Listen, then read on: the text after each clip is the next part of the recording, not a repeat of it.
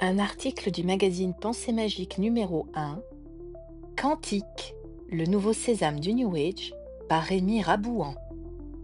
Thérapie quantique, communication quantique, crème quantique. Le mot quantique gagne du terrain dans la sphère des thérapies alternatives, des pseudosciences ou même dans les réunions marketing de la cosmétique. Équilibrage, santé, guérison, spiritualité, nos cellules vivantes, tout serait quantique. Mais cette façade mystique, imbibée des notions de physique fondamentale, n'est rien d'autre qu'un détournement de cette discipline scientifique abstraite, complexe et fascinante, la physique quantique. L'usage excessif et déraisonnable de ce terme trouve sa véritable source aussi bien dans une curieuse extension des croyances New Age que dans l'incompétence la plus totale des utilisateurs. Cependant, il faudra attendre les années 1920 et 1930 pour que son socle mathématique s'établisse définitivement. Les grands noms associés à la physique quantique ne se résument pas à Einstein et Planck. Nous avons naturellement Schrödinger, Heisenberg, Pauli, Dirac, Fermi, de Broglie, Feynman et plein d'autres. À travers ce genre d'affirmation, quantique est un tremplin afin d'éviter toute forme de justification supplémentaire. Il s'agit d'un argument d'autorité dans l'objectif de donner une légitimité aussi bien irréfutable que scientifique. Or, la science est basée sur un corpus de connaissances qui avance en cherchant à se donner tort. Une hypothèse qui ne peut pas être invalidée, autrement dit irréfutable, n'est pas un objet d'étude pertinent pour la science. Par exemple, si je vous dis que les éléphants roses volants existent, vous ne pourrez jamais démontrer que c'est faux, parce qu'il faudrait vérifier chaque mètre carré de l'univers pour s'en convaincre, ce qui est impossible. Déroutant, n'est-ce pas? On ne peut réellement démontrer l'inexistence de quelque chose. C'est pourquoi le cadre irréfutable et scientifique de l'expression « ce que c'est quantique » n'est pas à sa place, et qu'il ne faut pas en faire un argument autoritaire sur toute tentative de contestation. Au-delà de l'argument d'autorité, les partisans de la médecine quantique ou thérapie quantique cherchent simplement à lui donner une crédibilité, un caractère intouchable. En cherchant à le rendre intouchable, ils cherchent à associer le mot quantique à un bain mystique, invisible, fantasmatique, fondamentalement vrai et insaisissable pour le commun des mortels. C'est avantageux et séduisant, surtout quand le mot quantique se rapporte normalement à la physique qui traite les atomes dont nous sommes constitués. C'est alors qu'entre en scène une multitude d'aberrations et d'incompréhensions de la mécanique quantique de la part des partisans de ce type de thérapie. C'est parce que nous sommes constitués d'atomes et que la physique quantique étudie l'échelle atomique et subatomique que les fervents partisans de l'ésotérisme et de la spiritualité New Age imaginent des liens entre ésotérisme et physique quantique. Or, ils appartiennent à des domaines fondamentalement différents et ne devraient pas être confondus. L'ésotérisme se réfère à un ensemble de croyances et de pratiques occultes ou mystiques, souvent caractérisées par une dimension spirituelle. Il implique des concepts qui n'entrent pas dans les conditions d'une vérification scientifique et repose souvent sur la foi, l'intuition ou des expériences personnelles subjectives. Ce qui est loin d'être un bon point de départ si on a le goût du vrai. La fascination pour le terme quantique ne cesse de croître, alimentée par une vague d'occultisme et de promesses de guérison miraculeuses. Mais en réalité, cette fascination masque souvent une profonde ignorance des principes fondamentaux de la mécanique quantique. Les partisans de ces thérapies détournent des concepts scientifiques complexes comme l'intrication ou la superposition pour justifier des pratiques qui, en vérité, n'ont aucune base empirique ou théorique solide. Par ailleurs, si vous voulez en savoir plus sur l'intrication quantique et la superposition quantique, je vous invite chaleureusement à lire et écouter les livres et les conférences d'Étienne Klein, physicien et philosophe des sciences, et de Julien Bobroff, physicien. Le blabla quantique. Il est souvent utilisé dans des discours amphigoriques, c'est-à-dire des discours embrouillés, obscurs et volontairement compliqués. Un exemple. La résonance de votre esprit est en déphasage avec votre vibration quantique corporelle. ce qui ne veut strictement rien dire. Un autre exemple emblématique de l'utilisation de discours amphigoriques pour promouvoir des concepts pseudo-scientifiques est celui de Deepak Chopra. Il s'agit d'un auteur et conférencier bien connu dans le domaine du développement personnel et de la médecine alternative qui intègre fréquemment des termes issus de la physique quantique dans ses explications et théories. Il utilise des concepts comme la conscience quantique ou la guérison quantique pour donner à ses idées une apparence de rigueur scientifique. Cependant, en réalité, les explications de Chopra sont toujours vagues, embrouillées et manquent de fondements scientifiques s'il n'est totalement absent. Il fait appel à des notions de non-localité, d'intrication et de superposition, encore, mais sans les ancrer dans des preuves ou des théories reconnues par la communauté scientifique. Ce faisant, il crée un discours qui peut sembler impressionnant et révolutionnaire, mais qui est en grande partie déconnecté des réalités de la mécanique quantique telle qu'elle est comprise par les physiciens. L'utilisation de termes quantiques par Chopra et d'autres comme lui joue sur l'effet de halo. L'effet de halo. C'est un biais cognitif où la perception positive d'une qualité ou d'un trait d'une personne ou d'un objet influence indûment les perceptions d'autres qualités ou d'autres traits. Par exemple, si une personne est perçue comme attirante, on peut également la juger plus favorablement sur des aspects non liés comme l'intelligence ou la gentillesse. Cet effet peut fortement influencer les jugements et les décisions. On ne soigne pas avec de la physique quantique. Pour le public non spécialisé, le terme quantique, associé à la science rigoureuse et à des technologies avancées, confère une crédibilité injustifiée à des théories qui en sont dépourvues. Pour le public non spécialisé, ces discours semblent ouvrir des perspectives extraordinaires sur la santé et la conscience, alors qu'ils ne reposent sur rien. Chopra a ainsi su capitaliser sur la complexité et l'abstraction de la mécanique quantique pour construire un discours séduisant.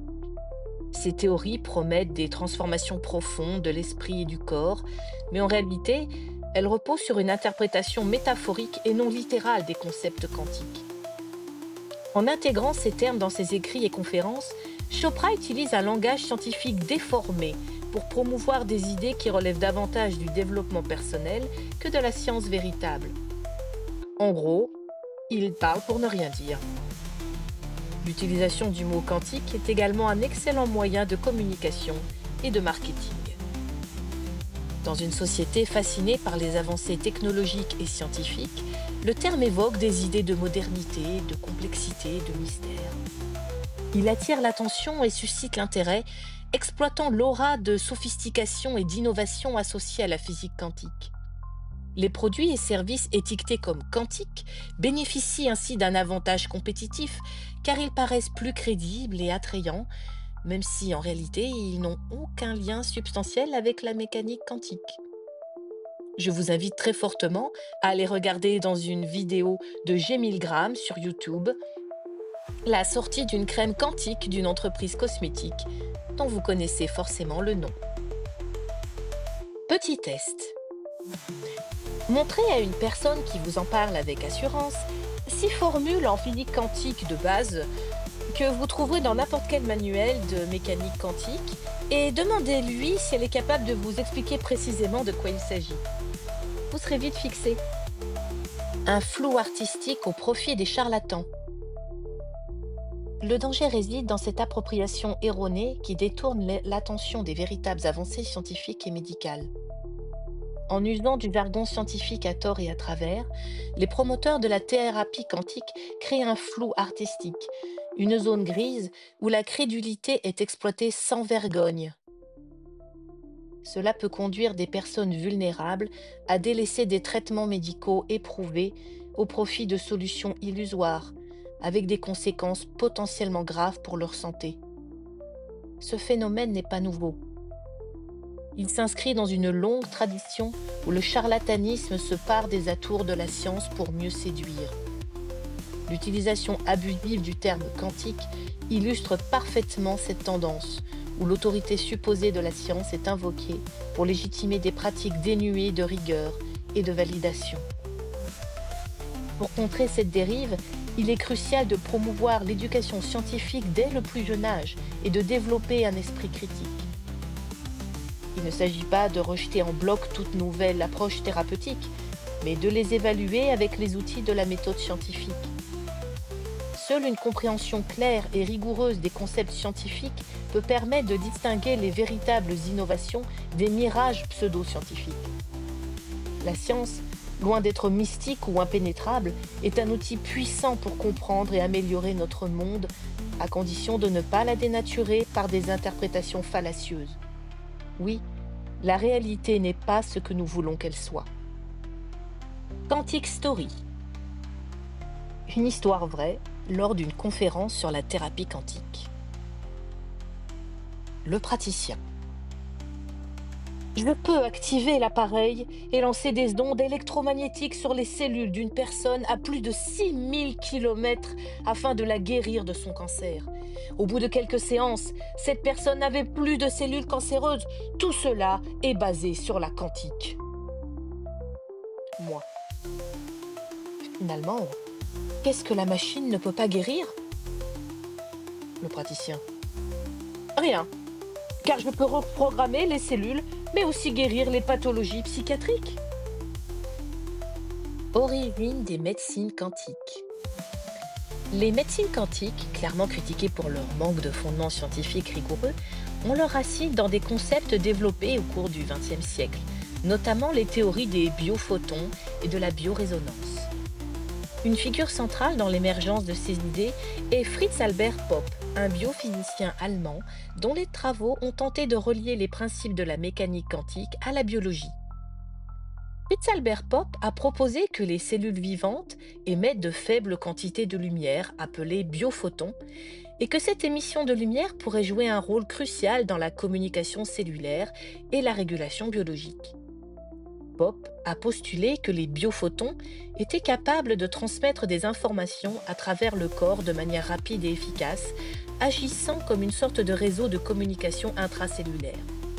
Selon lui, cette émission de lumière pourrait expliquer certains mécanismes de régulation biologique qui restaient incompris. Les biophotons, selon Popp, sont émis en quantité infime et leur cohérence pourrait être liée à l'état de santé de l'organisme. Il a suggéré que des déséquilibres dans cette émission lumineuse pourraient être liés à des maladies et que la correction de ces déséquilibres pourrait être une voie thérapeutique. Cette idée a séduit de nombreux partisans des médecines alternatives qui ont vu une explication potentielle des effets de divers traitements non conventionnels. Parallèlement aux théories de Popp, le concept de biorésonance a émergé, prétendant que les fréquences électromagnétiques des cellules et des organes peuvent être utilisées pour diagnostiquer et traiter des maladies. La biorésonance repose sur l'idée que chaque cellule et organe du corps humain émet des vibrations électromagnétiques spécifiques et que les maladies peuvent être détectées et traitées en analysant et en modifiant ces fréquences. Les appareils de biorésonance sont censés détecter les fréquences pathologiques émises par les organes malades et rétablir l'équilibre en émettant des fréquences correctives. Bien que ces concepts soient attrayants et offrent une vision holistique du traitement, ils manquent de validation scientifique solide. Les critiques soulignent que les théories de la biorésonance s'appuient sur des interprétations erronées ou simplistes des principes de la physique et de la biologie. Dommage, Popp. Ce qui n'est pas quantique, c'est l'argent que cela coûte. Une telle est thérapeute quantique sur Instagram. Elle a fait au moins 2 formations de 5 heures pour cela. Elle est capable de vous soigner n'importe quel problème pour à peine 90 € par séance. Malgré leur attrait et leur potentiel innovant, ces théories ne valent pas grand-chose, d'un point de vue théorique et expérimental. Les critiques les accusent d'utiliser des concepts scientifiques de manière incorrecte et de manquer de preuves empiriques solides. L'engouement pour les médecines quantiques persiste, alimenté par une quête de solutions holistiques face aux défis de la santé moderne. Au lieu de ça, il y a plus de dérives thérapeutiques et sectaires que de propositions solides autour des médecines douces. C'est fâcheux. Si vous voulez en savoir plus, je vous invite chaleureusement à lire et écouter les livres et les conférences d'Étienne Klein et de Julien Bobroff. Vous trouverez toutes les sources de cet article dans le premier commentaire sous la vidéo. Merci pour votre écoute et à bientôt pour une prochaine lecture d'un article de Pensée magique pour plus d'esprit critique et moins de pensée magique.